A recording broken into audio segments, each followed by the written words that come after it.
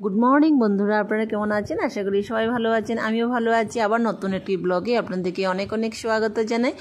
তো আমি গুয়াহাটিতে কোথায় কোথায় ঘুরতে গিয়েছিলাম চলুন দেখাই। তো আমরা সকাল সকাল ফ্রেশ হয়ে চাটা খেয়ে আমরা বের হয়ে গিয়েছি। 9টা নাগাদ আমরা বের হয়ে গেছি। তো ওটা হলো আমাদের হোটেল রুম। আমরা সবাই স্নান টান করে বের হয়ে গেছি। প্রচণ্ড তো গরম গুয়াহাটিতে। তো ওটা আমাদের হোটেল রুমে থেকে ভিউটা উঠাচ্ছি। প্রচণ্ড গরম রাত্রি, মানে কি বলবো, মানে কি জানালাটা উইন্ডোটা খুলে ঘুমাচ্ছি, এত গরম ছিল। তো তারপর আমাদের ঠাকুরের মন্দিরে এসে আমরা ঠাকুরকে প্রণাম করে তারপর আমরা ঘুরতে বেরিয়েছি আমাদের অনুকূল ঠাকুরের মন্দিরে। তো আমাদের অনুকূল ঠাকুরের মন্দিরটা খুব সুন্দর। তো যারা আসছেন না তারা একবার নিশ্চয় এসে দেখে যাবেন। তো আমার বিয়ের আগে আমার হাজব্যান্ডে অনেক বছর ওখানে জব করেছে গুয়াহাটিতে। তো বিয়ের পর তো অন্য জব করেছে, তো ওখান থেকে চলে গিয়েছে। প্রায় 7-8 বছর ছিল আমার হাজব্যান্ড ওখানে জব করতো। আমার বিয়ের আগের কথা বলছি। আমি বিয়ের আগে অনেকবার এসেছি আমার ঠাকুরের মন্দিরে, কিন্তু এখন এত সুন্দর করেছে না, কি বলবো।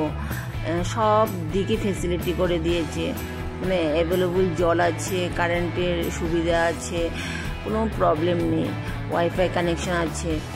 তো আমাদের ঠাকুরের মন্দিরে আসলে না একদম মানে মনটা অন্যরকম হয়ে যায়। তো চলুন দেখাই আমি কোথায় কোথায় গিয়েছি। আমি গিয়েছিলাম বালাজি মন্দিরে। তো আমরা হাইওয়ের দিকে গিয়েছি, কারণ কি মানে লাল গণেশ দিকে আসলে, লাচিতনগর দিকে আসলে মানে অনেক জ্যাম থাকে, অনেক ট্রাফিক জ্যাম থাকে। তার জন্য আমরা হাইওয়ে দিকে এসেছি খানাপাড়া হয়ে। তো ওদিকে আমরা এসেছি, অল্প সময় লেগেছে, তাও মানে কি একটু রাস্তাটা মানে ফাঁকা ছিল। তো সকাল সকাল বের হয়েছি, কারণ কি আমরা আবার রিটার্ন চলে যাব, ঘরে এসে যাবো। আজ মানে দুদিনে এসে যাবো। আমরা দুদিনের জন্য আমরা গিয়েছিলাম, আমরা অন্য কাজও ছিল। তো আমরা অলরেডি বালাজি মন্দিরে পৌঁছে গিয়েছি। আমি 3বার এসেছি, এই নিয়ে 3বার এসেছি। আমি বিয়ের আগে একবার এসেছিলাম, বিয়ের পর যখন একুল্যান্ডে গিয়েছিলাম তখন একবার এখানে এসেছিলাম, আর তারপর এখন এসেছি, এখন নিয়ে 3বার। তো খুব সুন্দর মন্দিরটি, এত ভালো লাগে না মন্দিরটি, এত বড় এরিয়া নিয়ে মন্দিরটি, খুব সুন্দর মন্দিরটি।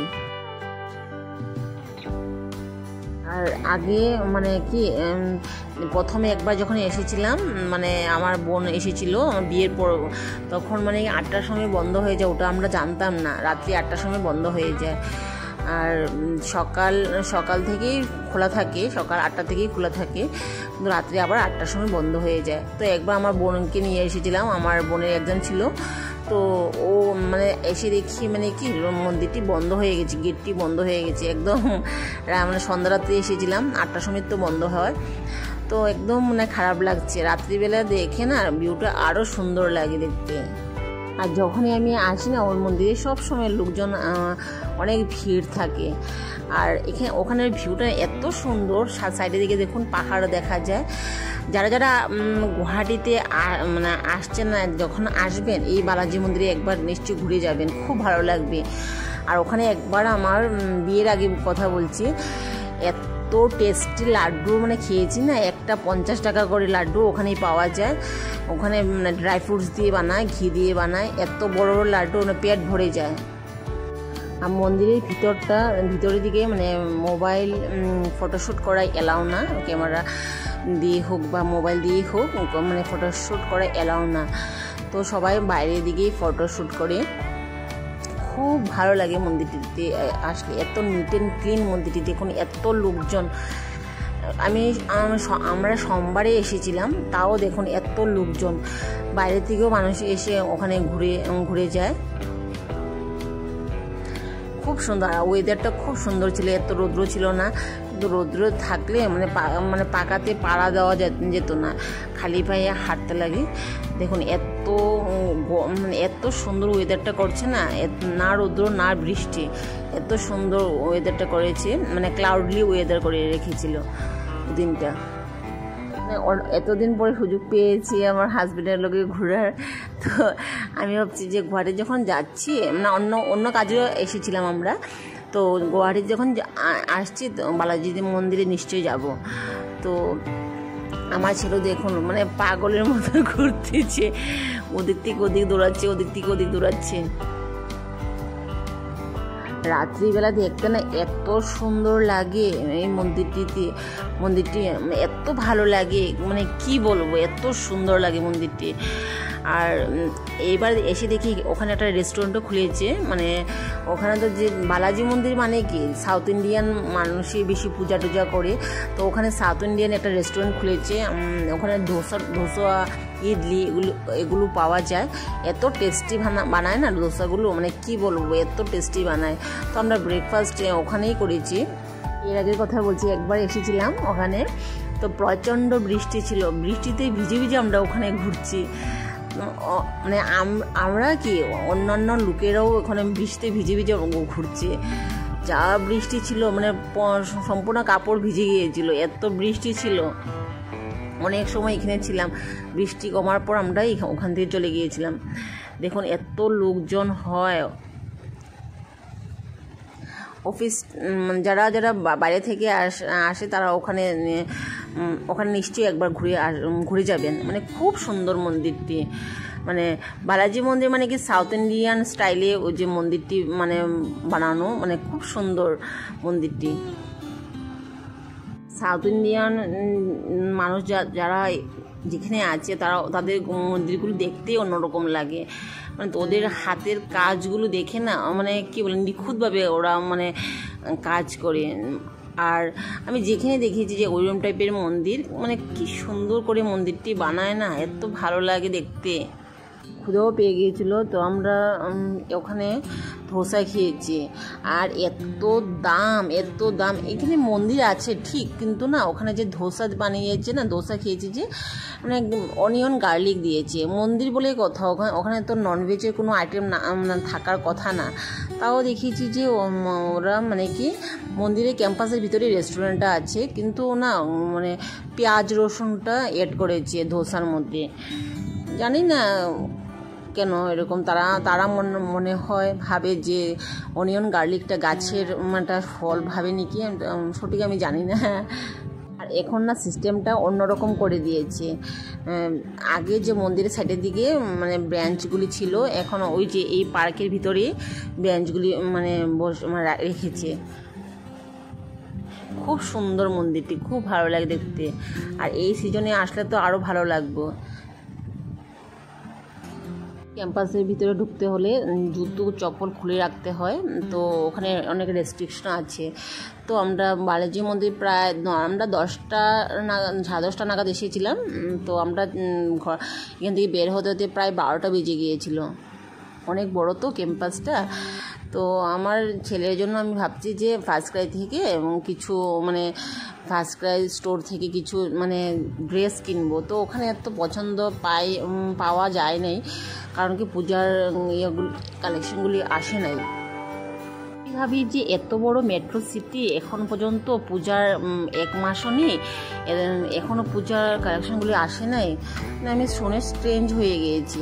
তাও মানে আমার ছেলের জন্য টুকটাক ঘরে পরার ড্রেস কিনেছি, আর আমার জন্য টুকটাক ড্রেস কিনেছি শপিং মল থেকে।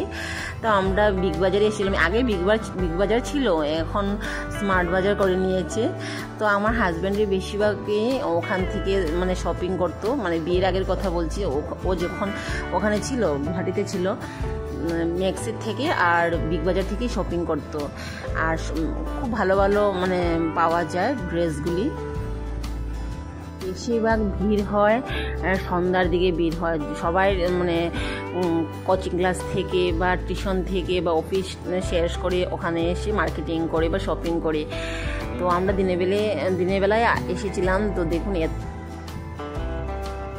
সন্ধ্যার সময় প্রচুর লোক হয়। তো আমার মানে কি আমি ভাবছি যে এসেছি যখন পূজার মার্কেটিং করে যাব। ওমা মানে এসে শুনি যে পূজার মানে কোনো কিছু আসেই নেই, পূজার কালেকশন কিছু আসেই নেই। তো যাই হোক, পরে ভাবছি যে পরে নেক্সট টাইম যখন আসবো তখন আবার কিনে নিয়ে যাব। তো মানে আমার ছেলের জন্য টুকটাক মানে গেঞ্জি টি শার্ট কিনেছি, ঘরে পরার টি শার্ট কিনেছি, স্লিভলেস গেঞ্জিগুলি কিনেছি, আর আমার জন্য টুকটাক ড্রেস কিনেছি। তো তাও ভালো লাগে, এত সুন্দর সুন্দর ড্রেস পাওয়া যায় না। তো আমি মানে রাফ-ইউজ করার জন্যই আমি ড্রেস কিনেছি, এত কস্টলি ড্রেস কিনি নাই।